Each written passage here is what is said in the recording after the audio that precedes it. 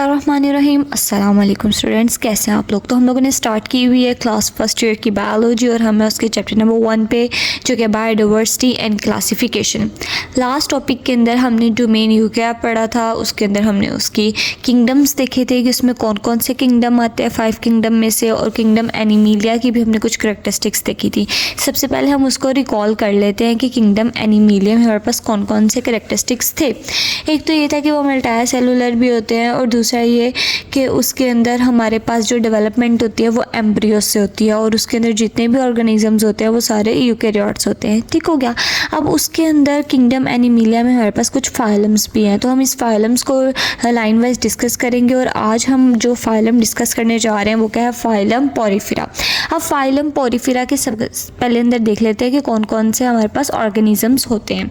तो सबसे पहले बेटा हमारे पास यहाँ पे होते हैं कि जो फाइलम पोरिफेरा है उसके अंदर मोस्टली दे कंटेन स्पॉन्जेस, यानी जितनी भी स्पॉन्जेस थे उन्हें मिलके उन्होंने एक फाइलम बना दिया और वो था फाइलम पोरिफेरा। और जो इस ज़्यादातर स्पॉन्जेस हैं वो मैरीन में रहती हैं, यानी कि मैरीन वो वाला इन्वायरमेंट है that is very salty like oceans. और इसके एग्जांपल में हमारे पास यूप्लेस टीला आ जाता है, और ये हमारे पास अमूमन डेकोरेशंस के अंदर यूज़ होता है। और दूसरा है ल्यूकोसोलिना। ठीक है। और दूसरे हमारे पास कुछ स्पॉन्जेस जो हैं वो फ्रेश वाटर में भी रहते हैं, जिस तरह स्पॉन्जिला है। ठीक है, ये इसकी एग्जांपल्स आ गई और ये एमसीक्यूज़ के लिए इंपॉर्टेंट है। अब हम कुछ करैक्टरिस्टिक्स देख लेते हैं कि फाइलम पोरिफेरा के जो ऑर्गेनिज्म यानी स्पॉन्जेस हैं उसमें कौन कौन से करैक्टरिस्टिक्स हैं, और लाइन वाइज इसे डिस्कस करते हैं।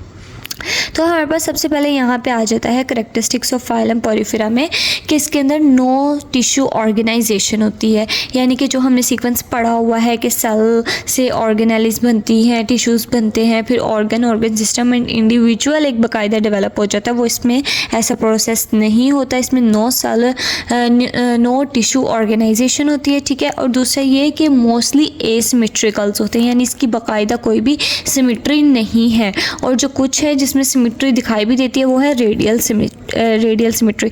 अब हम लोग यहाँ देखते हैं कि रेडियल सिमेट्री होती क्या है और बायलेटरल सिमेट्री क्या होती है। बेटा दो तरह की सिमेट्रीज होती हैं, एक होती है रेडियल और दूसरी होती है बायलेटरल। अब यहाँ पे आप लोग को इस इमेज से क्लियर करती हूँ कि दोनों में डिफरेंस क्या होते हैं। जो रेडियल सिमेट्री है उसमें यह है कि हम किसी भी जगह से कट लगाएं तो दोनों इक्वल हिस्से में ही हमें नजर आएंगे।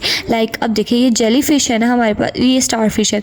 अब यहाँ पे आप देखें कि यहाँ से हम कट लगाएं तो ये दोनों पार्ट्स एक दूसरे जैसे होंगे। दरमियान से कट लगाएं तो दोनों साइड पे 2 आर्म्स जाएंगे और ये वाला हाफ जाएगा। ठीक है, यानी हर जगह से कट करने पे हमारे पास इक्वल अमाउंट ऑफ बॉडी आएगी दोनों की। ठीक है, इसके अंदर हम लोग एप्पल की भी एग्जांपल ले सकते हैं। ठीक है, रेडियल सिमेट्री में। जबकि जो बायलेटरल है ना इसके अंदर होता है कि आप लोग अगर बॉडी देखें, यहाँ पे अगर वेंट्रिकल साइड से अगर हम कट कर रहे हैं, ठीक है, ये वेंट्रिकल साइड है, डोर्सल साइड है। अब यहाँ से अगर हम इस तरह कट करेंगे तो हमारे पास इक्वल हाफ्स में चले जाएगा, लेकिन अगर हम इसे दरमियान से कट करेंगे ना तो बॉडी 2 इक्वल हाफ पार्ट्स में नहीं होगी। पता है क्यों? क्योंकि अगर दरमियान से हम कट करेंगे तो एक साइड पे उसका हेड आएगा, दूसरी साइड पे उसके पीछे वाला पार्ट आएगा, ये तो इक्वल पार्ट्स नहीं हुए। जबकि रेडियल सिमेट्री में तो हर जगह से काटने पे हमारे पास इक्वल पार्ट्स आ रहे थे, ये था इसका मेन डिफरेंस। और जो स्पॉन्जेस होते हैं उसमें मोस्टली जो है सिमेट्री वो रेडियल ही देखी जाती है। ठीक है, और इसका तीसरा जो है करैक्टर वो ये है कि इसके अंदर कोई भी नर्वस सिस्टम नहीं होता। अब जारी बात है नो टिश्यू ऑर्गेनाइजेशन है तो हमारे पास कोई भी नर्वस सिस्टम नहीं होगा।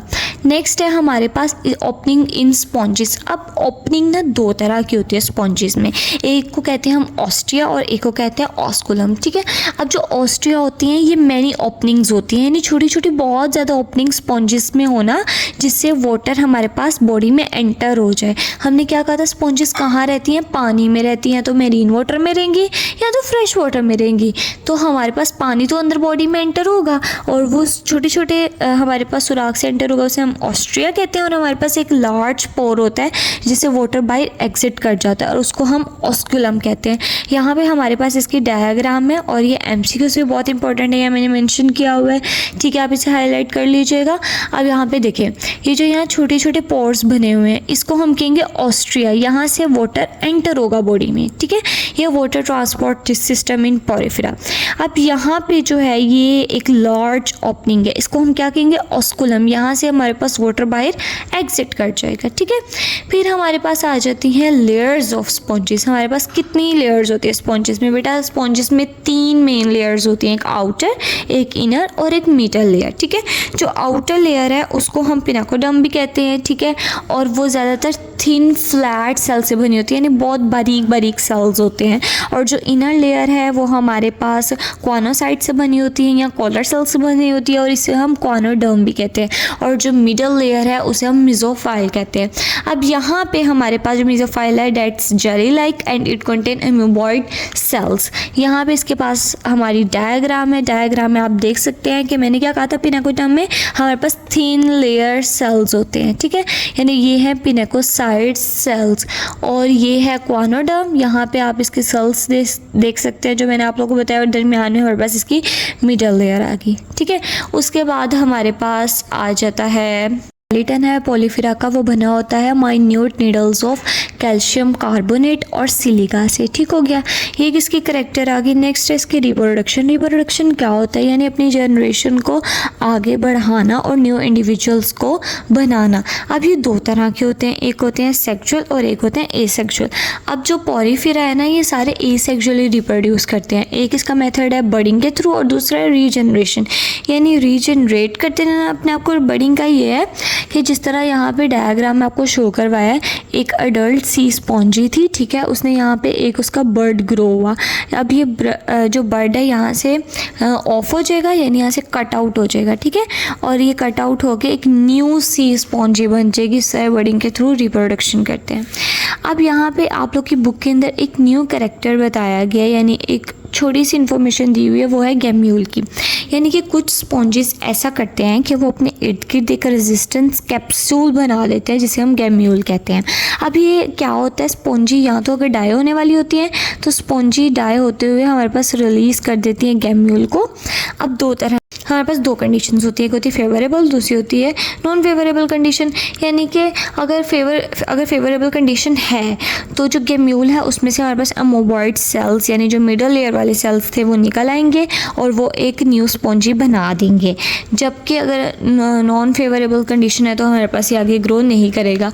अब यहाँ पे आप लोग देख सकते हैं कि स्पॉन्जी है और यहाँ पे इसका ये गैम्यूल बन गया, यानी इसने अंदर का जितना मटेरियल था उसको एक रेजिस्टेंट कैप्सूल में कैप्चर कर दिया, ठीक है, जब तक कि वो डाई नहीं हो जाता या उसके लिए कंडीशन फेवरेबल नहीं होती। जैसे कंडीशन फेवरेबल होगी तो यही गैम्यूल फट जाएगा और एक न्यू स्पॉन्जी हमारे पास बन जाएगी। तो ये था हमारे पास आज का टॉपिक, तो जो था फाइलम पोरिफेरा। सो अगर आपको मेरी क्लास अच्छी लगी हो, मेरा लेक्चर अच्छा लगा हो तो लाइक करें, कमेंट करें, शेयर करें। अल्लाह हाफिज़।